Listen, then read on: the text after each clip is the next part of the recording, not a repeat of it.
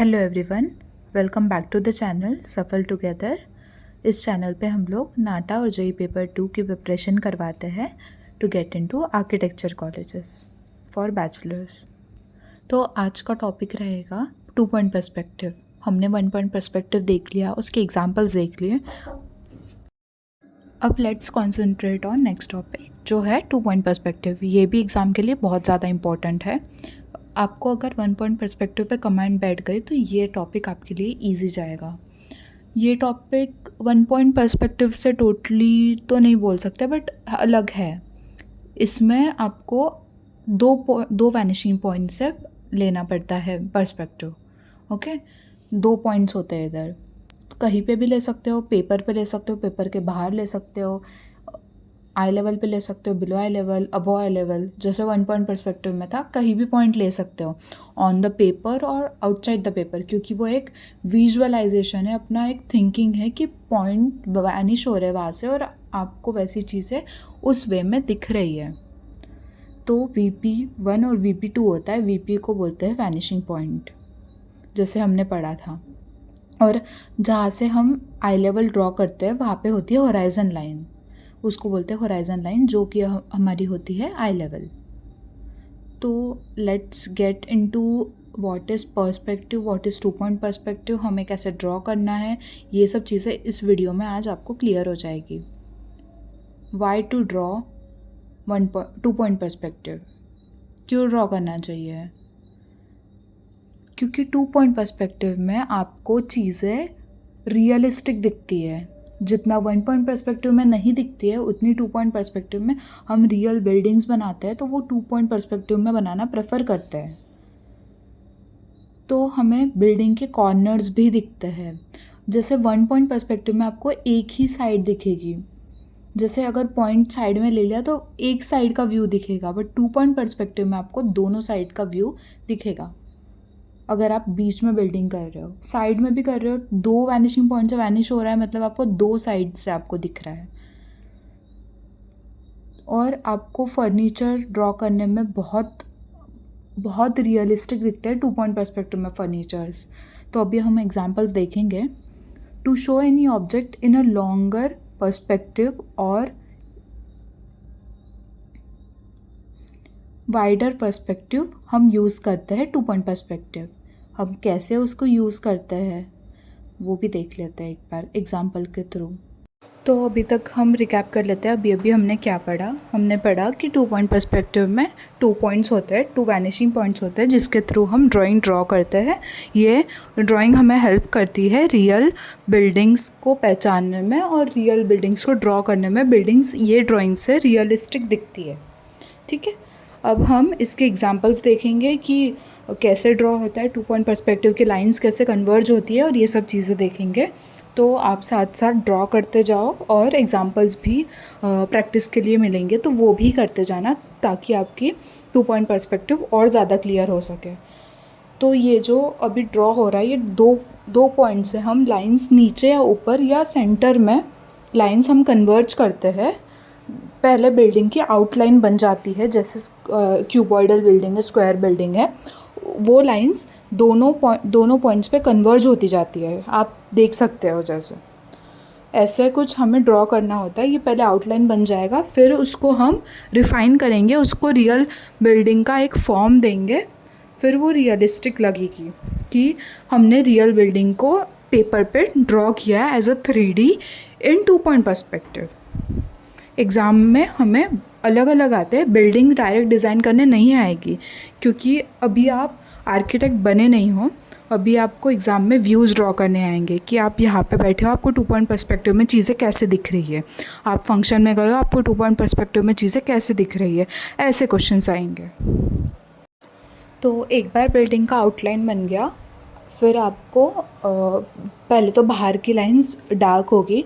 मैं sketch pen से करके दिखा रही हूँ, बट आपको स्केच पेन से नहीं करना है एग्ज़ाम में, आपको पेंसिल से ही करना है। मैं इसलिए दिखा रही हूँ कि आपको समझ आए कि इतनी सारी लाइंस के बीच में कौन सी हमारी बिल्डिंग है। ये मैंने ऑब्जेक्ट ड्रॉ किया है, और आपको याद रखना है कि आप अलग अलग ग्रेड्स की पेंसिल यूज़ करो, जैसे आपको इंट्रोडक्टरी वीडियो में बताया गया था कि जो मेन ऑब्जेक्ट है वो डार्क होगा और जो भी लाइंस है वो इमेजिनरी लाइंस है वो लाइट होगी। एक तो आप नीडेड इरेज़र ले लीजिए जिससे आपकी लाइंस आप लाइट कर पाओ, या तो 2H पेंसिल यूज़ करिए फॉर इमेजिनरी लाइंस, क्योंकि बाहर की लाइंस डार्क नहीं होगी, सिर्फ जो मेन पार्ट है जो क्वेश्चन है वही डार्क होगा। तो आप इतना ध्यान रखिए और उस हिसाब से आपकी प्रैक्टिस शुरू करिए। आपकी ड्राइंग नीट लगनी चाहिए एग्ज़ाम में। ड्राइंग आपको इतना विजुअलाइज नहीं हो रहा बट आपकी ड्राइंग दिखने में अच्छी लग रही है, एक्सक्लेमेटरी लग रही है, तो यू कैन स्टैंड आउट। आपकी ड्राइंग को मार्क्स मिलेंगे, उसी बेसिस पे मार्क्स मिलते हैं। मोस्टली क्राइटेरिया यही होता है कि नीट ड्राइंग करो ताकि सामने वाले को, पेपर चेक करने वाले को समझ आए कि आपने ड्रॉ क्या किया है। तो इसमें 2 पॉइंट्स होते हैं। मैं ये पेंसिल 2H है तो 2H वाली पेंसिल आप यूज़ करिए। मैं डार्क ड्रॉ कर रही हूँ बट डार्क ड्रॉ नहीं करना है आपको। लाइट 2H से भी डार्क होता है बट वो हार्ड पेंसिल होती है, तो 2H pencil is a lighter pencil. Okay, तो आपको लाइंस उससे ड्रॉ करनी है। पहले बिल्डिंग भी उसी से ड्रॉ कर लो, देन B2B पेंसिल लो, 4B ले लो, जो लेना है ले लो। B से आपकी softer and darker pencil start होती है, तो वो पेंसिल से आप आउटलाइन ड्रॉ कर लोगे आपकी बिल्डिंग की, ओके, या फिर ऑब्जेक्ट की। तो ये मैं बड़ी स्केल पे बिल्डिंग बना के दिखा रही हूँ आपको मेजरमेंट से भी बनाने आनी चाहिए बिल्डिंग की। मेजरमेंट से कैसे बिल्डिंग बनती है, मेजरमेंट से कैसे ऑब्जेक्ट्स बनते हैं, आपको स्केल से मेजर करके वो सब करना है। बट आपको जो ड्राइंग्स करनी है वो फ्री हैंड करनी है, इसीलिए फर्स्ट वीडियो में आपको बताया था कि आपको लाइन की प्रैक्टिस करनी है। जितना लाइन की प्रैक्टिस करोगे उतनी स्ट्रेट लाइन्स आएगी, उतनी ड्राइंग अच्छी लगेगी, क्योंकि पेपर में स्केल अलाउड नहीं है। स्केल यूज़ मत करो, क्योंकि आपको प्रैक्टिस होनी चाहिए हाथ से भी ड्रॉ करने की। ओके, देखो एक एक पॉइंट कैसे कन्वर्ज करना पड़ता है। ऐसे ही हमारा 2 पॉइंट पर्सपेक्टिव ड्रॉ होता है। इसकी प्रैक्टिस आपको रोज़ करनी होगी। बिल्कुल थोड़े छोटे छोटे ऑब्जेक्ट्स ले लो, स्क्वायर ले लो, क्यूबॉइड ले लो, बट प्रैक्टिस रोज़ करो इसकी। आपको ज़्यादा कॉम्प्लेक्स ऑब्जेक्ट्स लेने की ज़रूरत नहीं है, स्टार्टिंग से स्टार्ट करो। और आपकी प्रैक्टिस, आपको लग रहा है कि आप अच्छे से स्केच कर पा रहे हो, तो फिर आप गूगल पे जाओ, बिल्डिंग्स देखो जो आपको एप्टीट्यूड में भी मदद करे। मेन बिल्डिंग्स है जो आर्किटेक्ट्स ने करी है वो ले लो, या फिर नॉर्मल हाउसेस ले लो, खुद का घर ले लो, उसका पिक्चर ले लो पर्सपेक्टिव व्यू में और उसको same as it is draw कर लो, या फिर उसका सीधा इमेज लो, उसको विजुअलाइज़ करो कि वो पर्सपेक्टिव में कैसा लगेगा और वो ड्रॉ करो। तो हमारी ये जो ऑब्जेक्ट है ये ऐसी लग रही है, आपको दिख रही होगी। ओके, तो हमें ऐसे ड्रॉ करना है पर्सपेक्टिव। और एक बात याद रखना कि पर्सपेक्टिव व्यू में कोई भी लाइन बिना सेंस के नहीं होनी चाहिए। हर एक लाइन को वैनिश करना है पॉइंट्स से, दोनों पॉइंट से। मतलब दोनों पॉइंट से एक लाइन को नहीं करना, एक पॉइंट से एक ही लाइन वैनिश होगी, या फिर 2 भी हो सकती है, depends on how your view of the drawing is. Okay, तो आपको इतना ध्यान रखना है कि आपको कोई भी लाइन फ्री हैंड ड्रॉ नहीं करनी है, फ्री हैंड लाइन ड्रॉ नहीं होती है। ओके, तो आपको इतना ध्यान रखना है।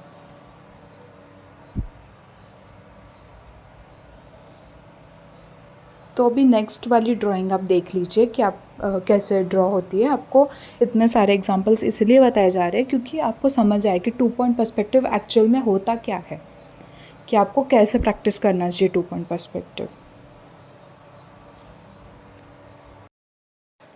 तो जब तक ये ड्राइंग ड्रॉ हो रही है आप इसको प्रैक्टिस भी करते जाओ। और मैं आपको एक चीज़ बताना चाहती हूँ कि डीमोटिवेट कभी नहीं होना है, कि अगर हमसे बन नहीं पा रहा है ड्राइंग, ठीक है, नहीं बन पाएगा, ज़्यादा से ज़्यादा क्या होगा, आपके पास टाइम है, आप ड्रॉ कर सकते हो।